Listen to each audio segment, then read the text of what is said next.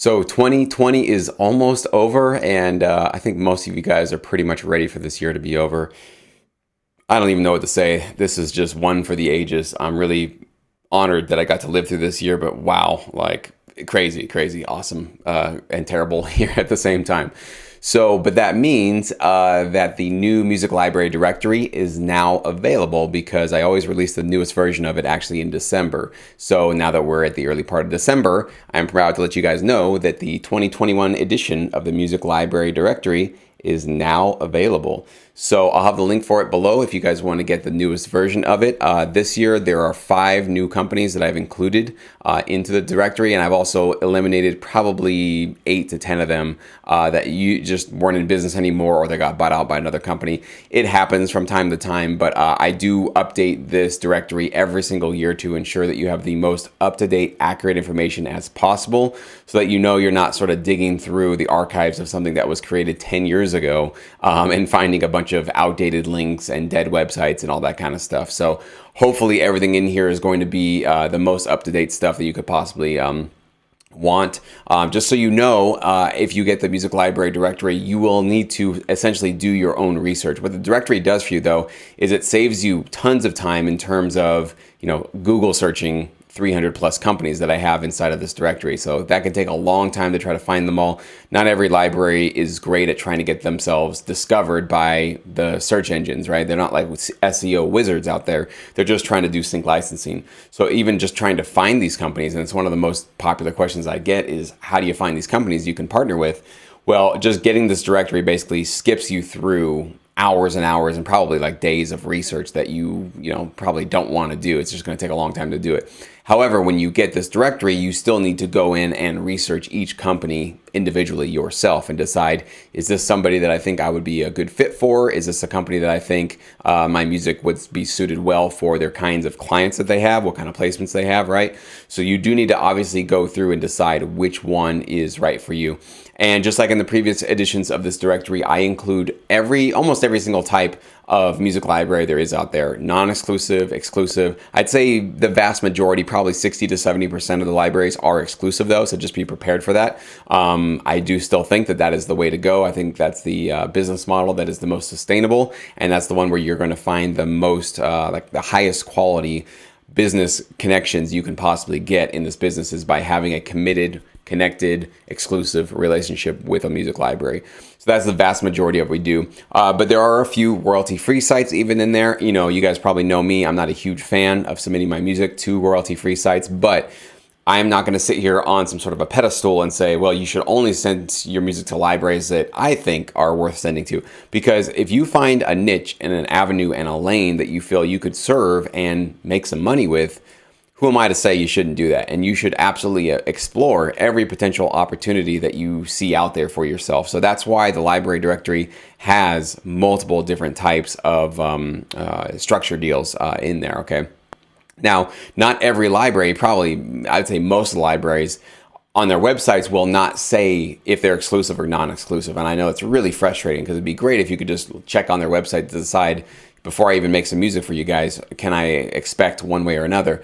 But I will tell you that the trend has been for the last 5-6 years to have libraries that were once non-exclusive transition to exclusive. And there's many different reasons for that, but just the long short of it is that this is actually an industry that is turning more and more into having catalogs that are more privately and exclusively controlled. And each library basically wants to have unique content, like a unique set of tracks, of albums that they can uniquely pitch to their clients to say to them, you can't get this music from any other company out there. You have to go through us to get this high quality stuff. So that's why I'm telling you the 60 to 70% of those libraries out there in this directory will be exclusive. Even if they don't say it on their website, you can almost bank that the vast majority of them will be asking for that, okay?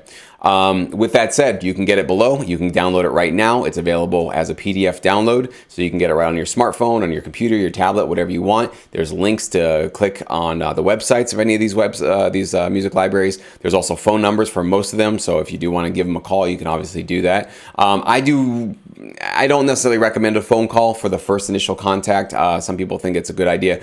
I would say only do that if you are just really, really good on the phone. If you got great social skills, you're kind of got a little bit of a sales pitch salesman sort of skill behind you, and you can really sort of warm up to somebody, like basically doing a cold call. If you feel confident in doing that, you can give it a shot. But for a lot of us, that's not exactly what we do all the time. It's not part of our day jobs. So I still think that just a simple email is the way to go. And of course, I should have mentioned this at the beginning. This one, just as the previous editions, comes with your email submission templates. So those are the templates that I've pre-written for you. So you don't even have to think about what do you say in that email when you submit it to them. You just literally input your information where I have the highlighted fields, and then send your link of the tracks that you want them to review and hit send. So I literally take all of the thinking out for you. And these are based on my experience in getting accepted by multiple libraries in my career. So we're getting right to the point. We're not saying, we're not writing them a book about our entire biography. We're talking about how we can really serve them and make their lives easier so that we look the most attractive, so that we increase our chances of getting accepted by them the most. And of course, you also get the production music blueprint. So those are sort of the rough outlines or structures of the different types of genres that are really licensable, and different ways that you can put those tracks together, as well as some recommended sounds and recommended sound qualities that you should be going for. So it's just mostly meant for when you get stuck on some track and you don't know where to go with it. This is something to help you just immediately get back into production mode, get back into a place where you can kind of create and finish the track that you're on. So that's what that's really all about. And that's specifically designed with the idea of getting sync placements, okay? Because you can compose, let's say, an EDM track, all these different types of ways. And if you're trying to get a track to go viral online, you're going to have to compose it and create it in a certain way. But when you go into the TV film world, we create production music. And so it needs to be useful for the clients that are actually going to place it. So all the stuff you're going to learn with that production music blueprint is all about how to make your tracks licensable for this industry.